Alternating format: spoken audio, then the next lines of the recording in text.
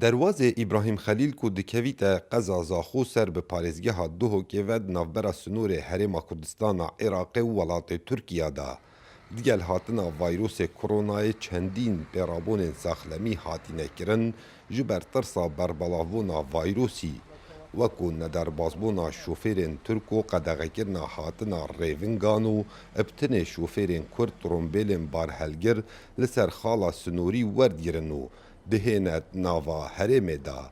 Her wesa di evê prosesê da çendîn pişkinîn bû şofêran têne kirin. Her ji demê wergirtina trombêlê û heta derketina wan ji derveyî derwazeyê. Hemî tiştekî biş destgirkê te lazim destê te bin, temamen çibîne di ber devê xwe lazim mirgel te bin. Daîma nesihetan me dikin, me bi we xwe parêzin, destê xwe bişon.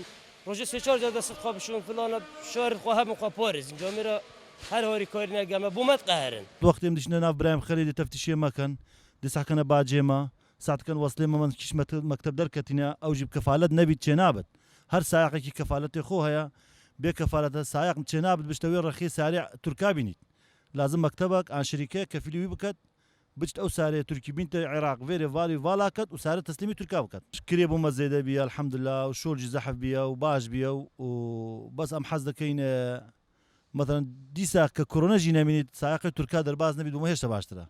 بردفکê komalgeha İbrahim Xelîl taybet bû dengê Amerîka got hatû çûya bazirganiya berdewam e û çikê masî lêdînin ji ber pêrabûnên saxlemî comocola trombêlên barhelgir hêdî hêdî derbasî herêmê bin.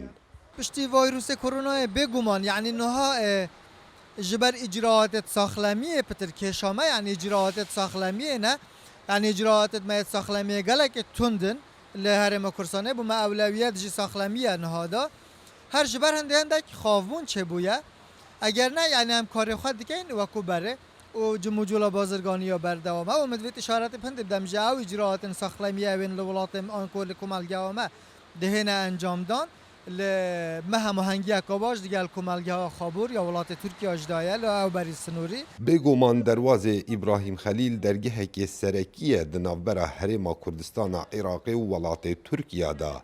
Lewma heta nûke hewlên ciddî têne kirin ku ev derwaze nehête daxistin ji ber tirsa berbelavbûna vayrosê koronayê. Belê pisyar vêrê hête kirin. Eger metirsiya koronayê gelek mezintir lê hat ev derwaze dê heriyê berdewam bît yan ne? Kawa Umer Dengê Emerîka, Komalgeha İbrahim Xelîl.